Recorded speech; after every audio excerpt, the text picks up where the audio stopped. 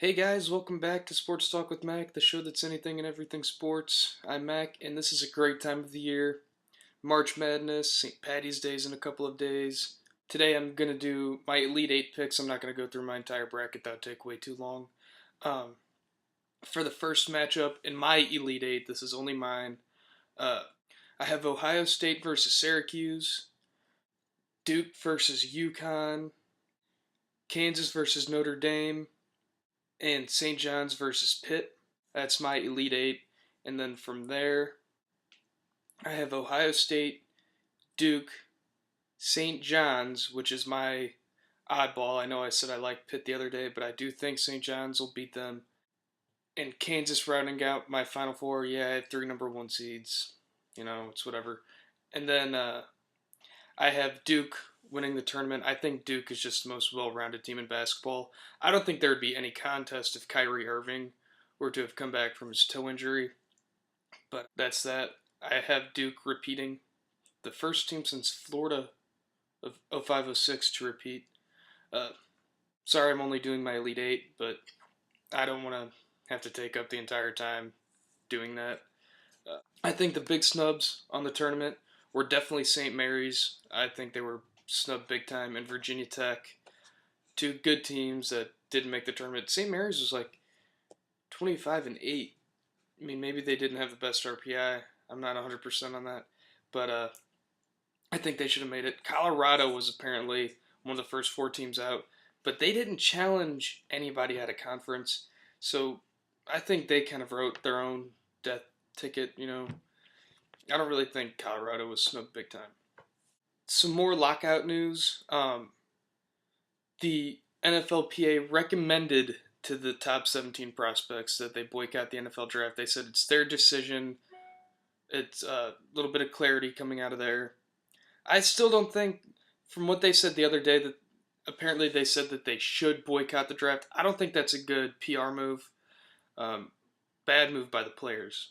They should have just said, in the first place, we recommend that you guys boycott it, because now they put it into people's heads that, oh, they're boycotting, they're telling the incoming rookies to boycott the draft, stuff like that. Because stuff like that sticks with people. It turns out they just recommended that they boycott it, not telling them to do anything, which is good. Because, I mean, it's still not a great PR move, but better than saying don't go to the draft at all. Because a lot of those players look forward to that. They work their entire lives to do that, and to try to take that away from them is a bad thing, And now they're saying, oh, don't shake hands with Roger Goodell if you do go. Come on, don't be classless. Let them enjoy their draft days. It's their thing, not yours. And now we're going to do my mock draft picks of the day. Speaking of the draft, we're at 13 and 14. That's the Lions and the Rams.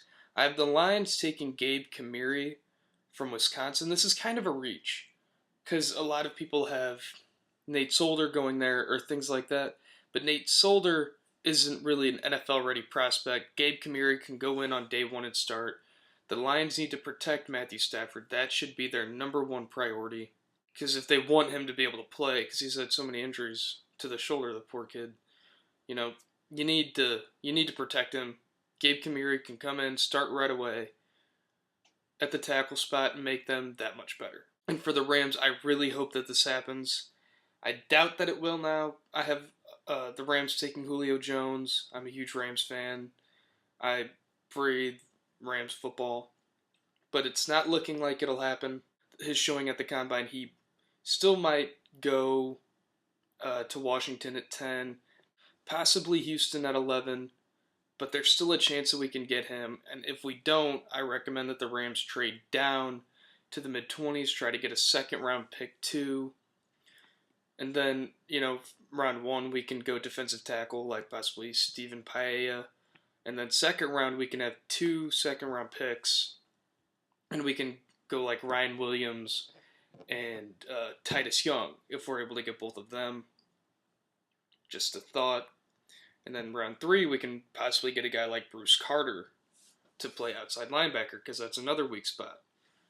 Just my ideas. On ESPN.com, you guys can fill out your own brackets. And you can also fill out a mock draft. I did both of that yesterday. It's a lot of fun. I find stuff like that a lot of fun. I'll put links below. And that's it for today. Tell your friends. Let's get this channel off the ground. Thanks, guys. Later.